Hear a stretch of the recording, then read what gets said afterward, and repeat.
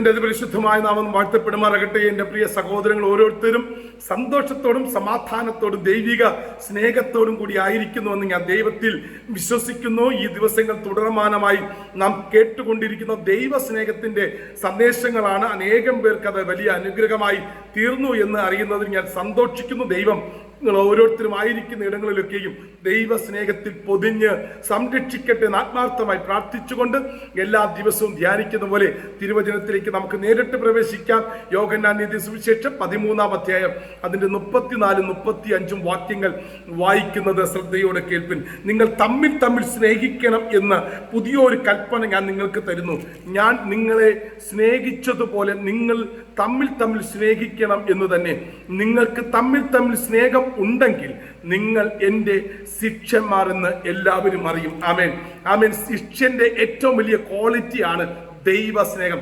ഞാനൊരു ക്രിസ്തു ശിഷ്യനായി ജീവിക്കാൻ ആഗ്രഹിക്കുന്നുണ്ടെങ്കിൽ, ഞാനൊരു ദൈവ പൈതലായി ജീവിക്കാൻ ആഗ്രഹിക്കുന്നുണ്ടെങ്കിൽ എൻ്റെ അകത്ത് പ്രകടമാകേണ്ടത് ദൈവ സ്നേഹമാണ്. എനിക്ക് എത്ര ഡിഗ്രി ഉള്ളതോ, എൻ്റെ കുടുംബത്തിൻ്റെ പേര് എത്ര വലുതെന്നോ, എൻ്റെ ജീവിതത്തിൽ എന്തൊക്കെ എനിക്ക് ലഭിച്ചോ അതൊന്നുമല്ല. എൻ്റെ ജീവിതത്തിൽ ഞാനൊരു ക്രിസ്തുവിൻ്റെ ശിഷ്യനാണെങ്കിൽ എനിക്ക് കിട്ടേണ്ട ദൈവ സ്നേഹമാണ്. ഇവിടെ ഇതാ ആമേൻ മോശയ്ക്ക് 10 കൽപ്പന എഴുതി കൊടുത്ത ആമേൻ അണ്ടകടാകത്തെ സൃഷ്ടിച്ച സർവശക്തനായ ദൈവത്തിൻ്റെ പുത്രനായ യേശു കർത്താവ് ഇതാ ജനത്തെ പഠിപ്പിക്കാൻ നിങ്ങൾ തമ്മിൽ സ്നേഹിക്കണം. ശിഷ്യന്മാർ പരസ്പരം എപ്പോഴും ആമേൻ ഫൈറ്റ് ആയിരുന്നു. ആ ഫൈറ്റ് കണ്ട യേശു അവരോട് പറയുക, നിങ്ങൾ തമ്മിൽ സ്നേഹിക്കണം എന്ന പുതിയൊരു കൽപ്പന ഞാൻ നിങ്ങൾക്ക് തരുന്നു. ആമേൻ. 10 കൽപ്പനകൾ മുമ്പിലുണ്ട്, പക്ഷെ അതിനേക്കാൾ മേൽത്തരമായ ഒരു കൽപ്പനയാണ് ഹൃദയത്തിന്റെ മാംസപ്പലകയ്ക്കകത്ത് കൊത്തിവയ്ക്കാൻ പറ്റുന്ന ഏറ്റവും ശക്തമായ ഒരു കൽപ്പനയാണ് ദൈവസ്നേഹം. ഇന്ന് പകലിൽ എത്ര പേർ ആ ദൈവസ്നേഹത്തിന്റെ ഉടമകളായി മാറും? എത്ര പേർക്ക് മറ്റുള്ളവരെ സ്നേഹിക്കാൻ കഴിയുന്നുണ്ട്? നിങ്ങൾക്ക് നിങ്ങളെ സ്നേഹിക്കാൻ പറ്റുന്നുണ്ടോ? നിങ്ങളുടെ കണ്ണാടിയിലേക്ക് നോക്കിയിട്ട്, നിങ്ങളുടെ മുഖം നോക്കിയിട്ട് നിങ്ങൾക്ക് നിങ്ങളുടെ മുഖം നോക്കി ഒന്ന് ചിരിക്കാൻ കഴിയുന്നുണ്ടോ? നിങ്ങളുടെ മുഖത്തേക്ക് നോക്കിയിട്ട് നിങ്ങൾക്ക് പറയാൻ പറ്റുന്നുണ്ടോ, ഞാൻ അനുഗ്രഹിക്കപ്പെട്ടവനാണ്, ഞാൻ മറ്റുള്ളവരെ സ്നേഹിക്കാൻ വേണ്ടി എന്നെ ദൈവം നിർമ്മിച്ചതാണ്, എന്നെ സൃഷ്ടിച്ചതാണ്. നിങ്ങൾക്ക് നിങ്ങളെ സ്നേഹിക്കാൻ കഴിയുന്നില്ല എങ്കിൽ നിങ്ങൾക്ക് മറ്റുള്ളവരെ സ്നേഹിക്കാൻ കഴിയത്തില്ല. ഒരു ദൈവദാസന് ആ ദൈവദാസനെ സ്നേഹിക്കാൻ കഴിയുന്നില്ല എങ്കിൽ അവന്റെ സഭയെ സ്നേഹിക്കാൻ കഴിയത്തില്ല, ആടുകളെ സ്നേഹിക്കാൻ കഴിയത്തില്ല.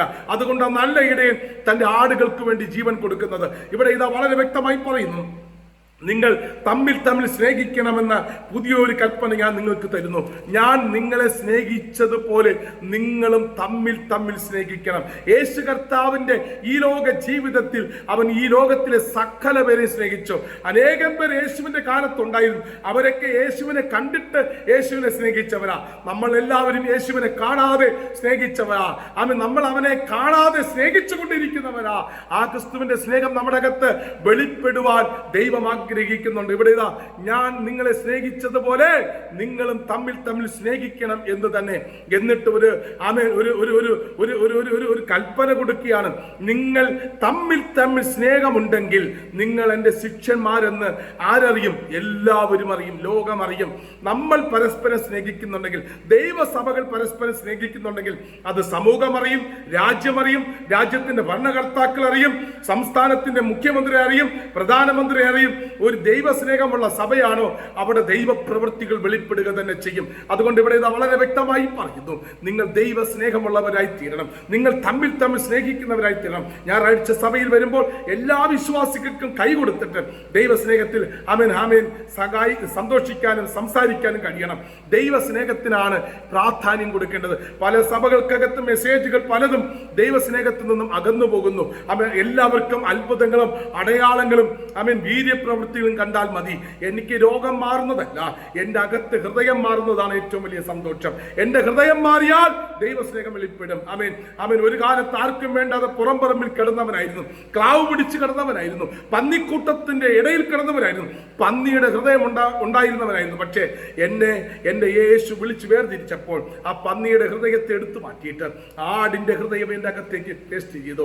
ദൈവസ്നേഹത്തിന്റെ ഹൃദയത്തെ എൻ്റെ അകത്ത് ടേസ്റ്റ് ചെയ്തു. ഞാൻ നിഷ്ഠൂരനായിരുന്നു, ഞാൻ ആരെയും സ്നേഹിക്കാത്തവനായിരുന്നു. പക്ഷെ ഇന്ന് എല്ലാവരെയും സ്നേഹിപ്പാൻ എനിക്ക് കഴിയുന്നുണ്ട്. കാരണം എന്ത്? ആ ദൈവത്തിലും വചനത്തിലും ആശ്രയിച്ചതുകൊണ്ടും ആ ദൈവത്തിന്റെ ശിക്ഷനായി ജീവിക്കുവാൻ താല്പര്യപ്പെട്ടത് കൊണ്ടും എൻ്റെ ദൈവം എന്നെ വഴി നടത്തുന്നു. വടക്കേന്ത്യയുടെ ഓരോ ഗ്രാമങ്ങളിൽ കടന്നു ചെല്ലുമ്പോൾ അവൻ അനേകം പാവപ്പെട്ടവരെ ഞാൻ കണ്ടിട്ടുണ്ട്. അവരെല്ലാം ഓടി വരുമ്പോൾ അവരെല്ലാം എന്നെ ചേർത്ത് പിടിക്കും, ഞാൻ അവരെ ചേർത്ത് പിടിക്കും. ദൈവത്തിന്റെ സ്നേഹത്തെ അവിടെ പ്രകടമാകുന്നത് കാണുവാൻ കഴിയും. വടക്കേന്ത്യ പോയിട്ടുള്ളവർക്ക് ഓരോരുത്തർക്കും അറിയാൻ പറ്റും. ഞാനൊരു മിഷണറിയാണ്, അനേകം ഗ്രാമങ്ങൾ സന്ദർശിച്ചവരാണ്. ഏകദേശം 29 സ്റ്റേറ്റിനകത്തുള്ള എല്ലാ ഗ്രാമവും 2 വർഷം അവൻ നടന്നു പോയി സന്ദർശിച്ച് പ്രാർത്ഥിച്ചവനാണ്. ഓരോ ഗ്രാമത്തിൽ കടന്നു പോകുമ്പോഴും അവിടെ ഓരോ സാധാരണക്കാർ നമ്മളെ സ്നേഹിക്കുന്നത് കണ്ടാൽ, അവരുടെ അകത്ത് ദൈവസ്നേഹം വെളിപ്പെടുന്നത് കണ്ടാൽ, അവരുടെ അകത്ത് ക്രിസ്തുവിന്റെ സ്നേഹം വെളിപ്പെടുത്തുന്നത് കണ്ടാൽ ഞാൻ അതിശയിച്ചു പോയിട്ടുണ്ട്. അതുകൊണ്ട് ഈ ദിവസങ്ങൾ തമ്മിൽ സ്നേഹിച്ച മറ്റുള്ളവർക്ക് മാതൃകയായി തീരുവാൻ ദൈവം നിങ്ങളെയും എന്നെയും സഹായിക്കട്ടെ എന്ന് ആത്മാർത്ഥമായി പ്രാർത്ഥിച്ചുകൊണ്ട് നിർത്തുന്നു. May God bless you. Jesus loves you. തമ്മിൽ സ്നേഹിക്കുന്നവരായി തീരുക.